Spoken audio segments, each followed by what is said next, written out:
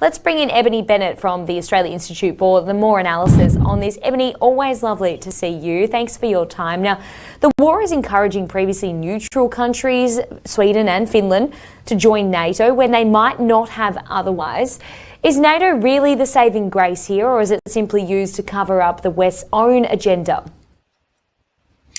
Well, as you've said, it's a very big and consequential decision, probably the biggest change to the strategic arrangements in Europe since the end of the Soviet Union and the Berlin Wall coming down. And as you've said, for a long time now, Finland and Sweden have been neutral. And I think this really shows it's an own goal for President Putin, who was partially talking about the risk from an expanding NATO on his doorstep as one of the pretexts for war in Ukraine. And now he's essentially turned two formerly neutral neighbours into allies of the US and NATO. So it's a big own goal for Russia.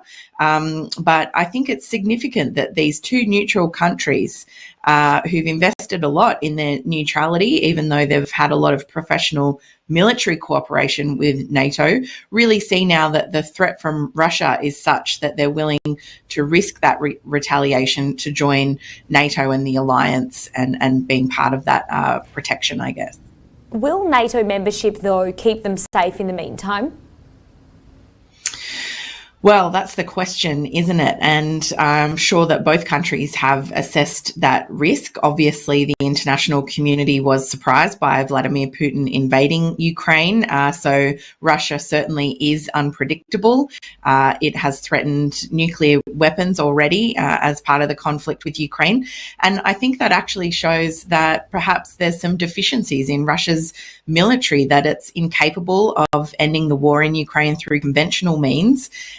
So I guess, it is unpredictable what happens from here, but certainly that will be of concern to both Finland and Sweden, as it could take, up to a year for their membership to be ratified, particularly while a country like Turkey is blocking the unanimous entry of the two countries.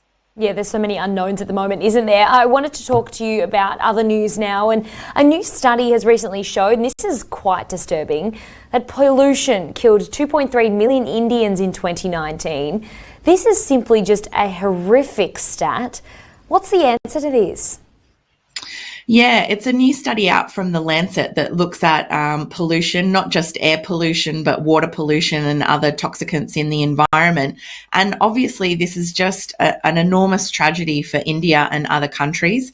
We know, in particular, air pollution leads to the premature deaths of above 6 million people worldwide, but obviously India suffers some of the most horrific pollution, in particular air pollution, that we see across the globe. And I think that it's a reminder that moving to a zero carbon economy is important, not just for climate change reasons, but for people's health. It has real consequences for people's health. It causes respiratory disease, asthma, early death, heart problems, all kinds of things.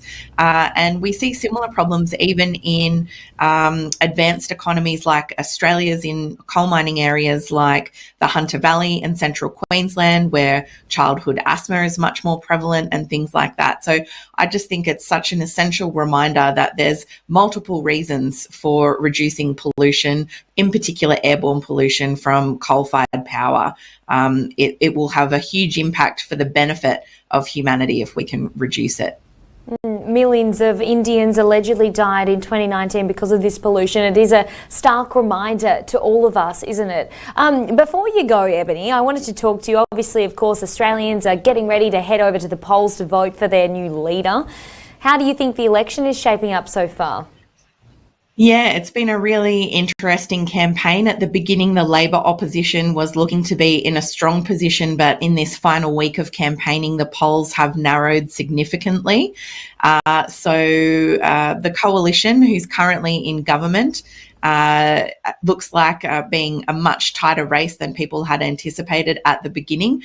Cost of living, as well as climate change and issues of integrity in government, have really dominated the campaign. But we have seen that Labor's campaign hasn't been as tight as people would perhaps have hoped at the beginning from the opposition. They've got a big task ahead of them to win government on Saturday. And of course, we've got a huge number of independent candidates running against the incumbent government in several safe seats, safe electorates.